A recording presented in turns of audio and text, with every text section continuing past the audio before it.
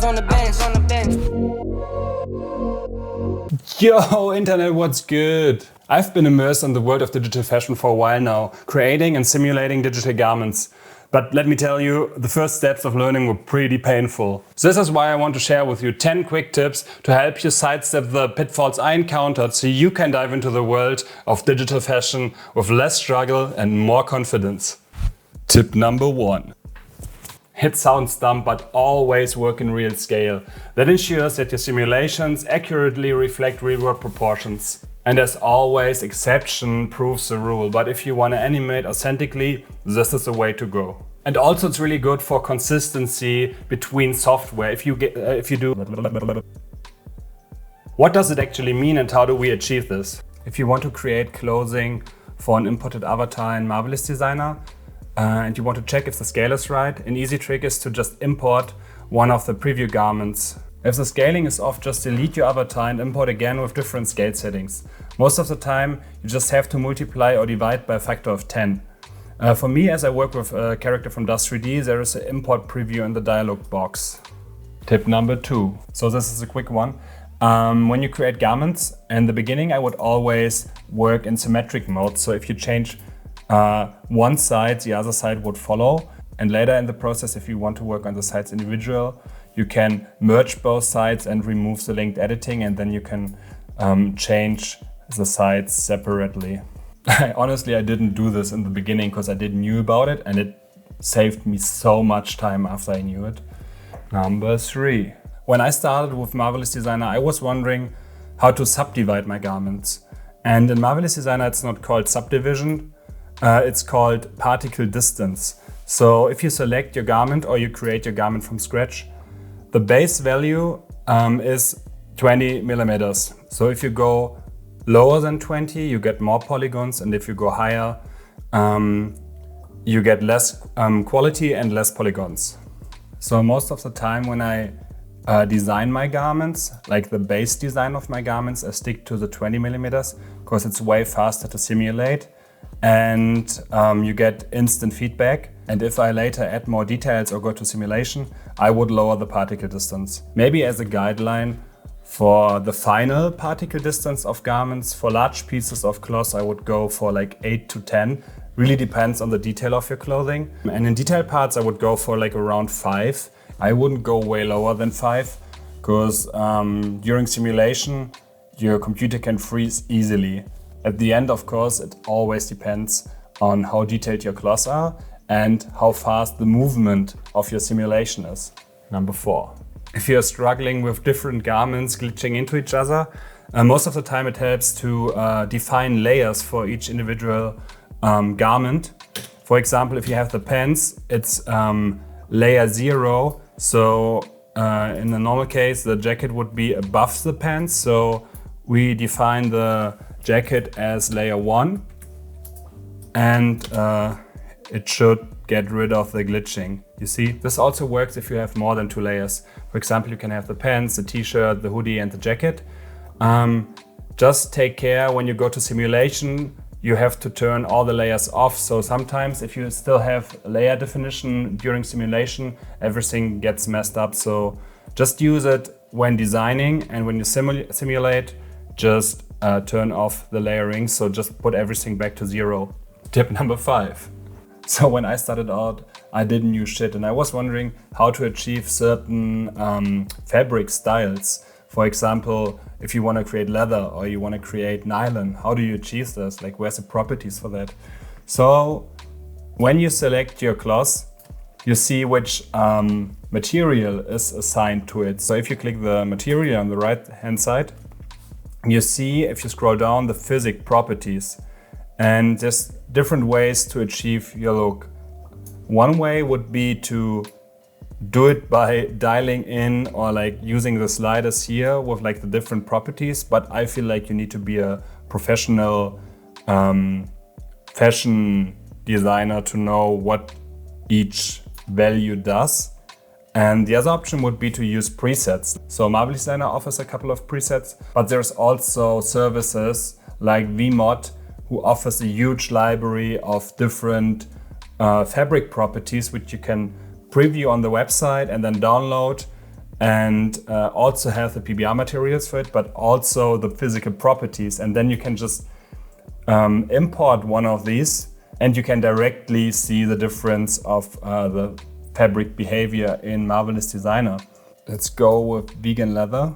So you directly see the difference in the behavior of the fabric, of the jacket.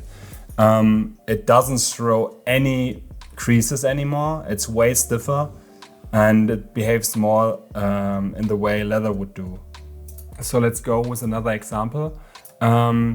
If I increase the resolution or lower the particle distance to 10 and then switch the jacket material again, you can see it throws a lot more creases, for example. It's a completely different style. In this particular case, I increased the resolution or lowered the particle distance to give the simulation of the fabric a little bit more room or like more polygons to play with and to have finer details and finer creases. Number 6. There's 3 ways to simulate. One would be by GPU, which is the fastest but also the most inaccurate one. The second one would be the one you probably use most of the time, which is normal, and which is pretty good for simulating your clothes during creating process. And the third one, it's called fitting. It's accurate fabric. You would use this when you want to simulate your animation on your character. So if you switch to fitting, it takes way longer to calculate your simulation on top of your character. So for simulating your cloth on top of your avatar movement, you would go for the fitting accurate fabric simulation type. So on the very bottom we have our animation window, our animation timeline, and you can see that my alembic animation of my character runs here.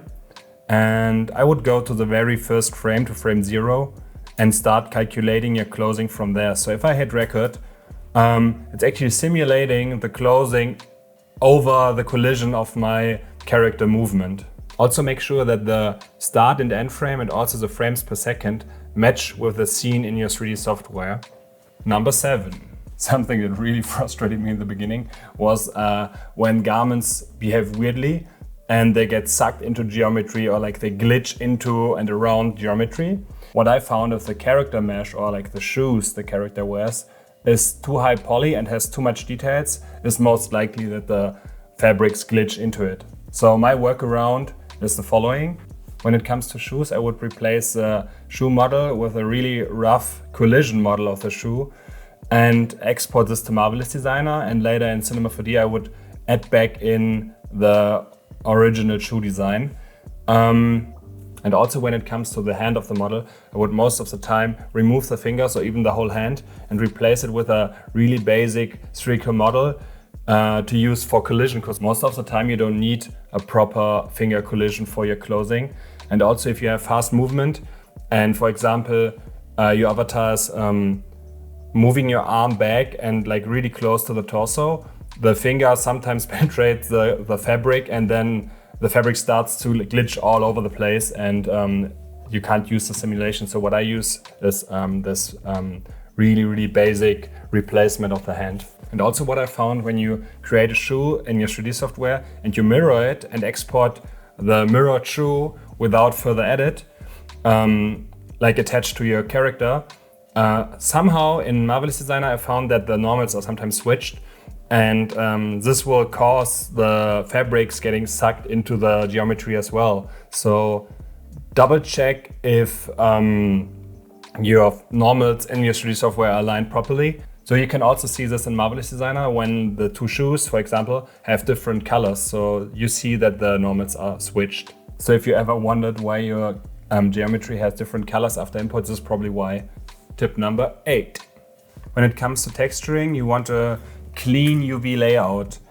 In Marvelous Designer, on the right hand side you have all your garment pieces, and the same garment pieces you have in your UV editor. So if you click on the UV editor, you see the same garment pieces, but they are overlapping and it's a huge mess.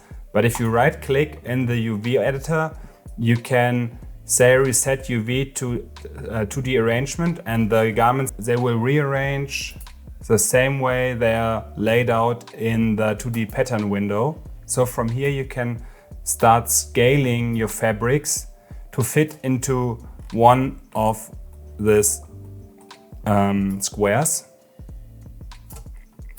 The goal here is to make the fabrics as huge as possible, but makes them still fit into one of the squares.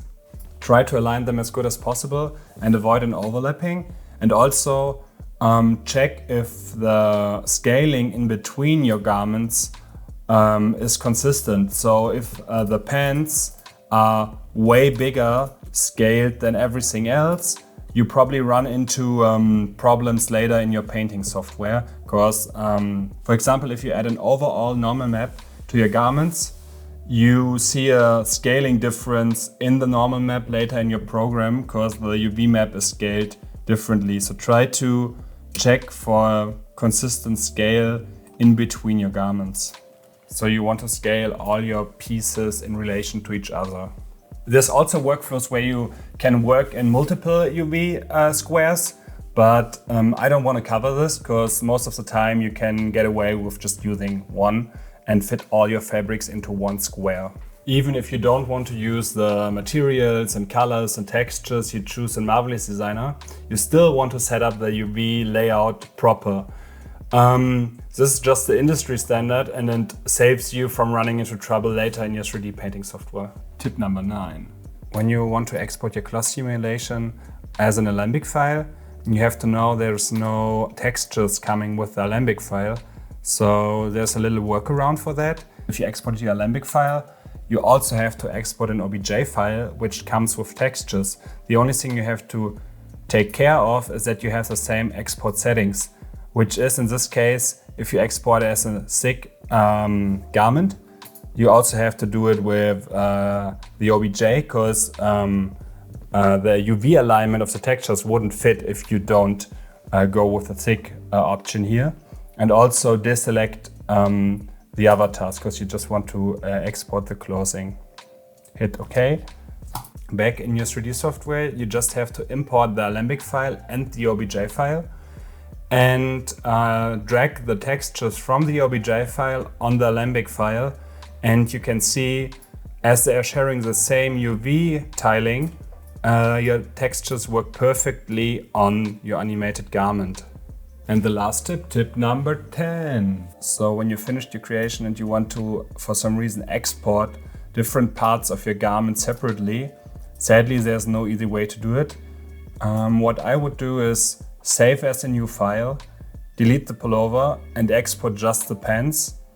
After that, go back to the base file, save as a new file, just delete the pants and export the pullover. So you can import both parts into, for example, Blender or Cinema 4D, and you have your garment separated. Here, I hope these tips prevent you from running into the same issues I had.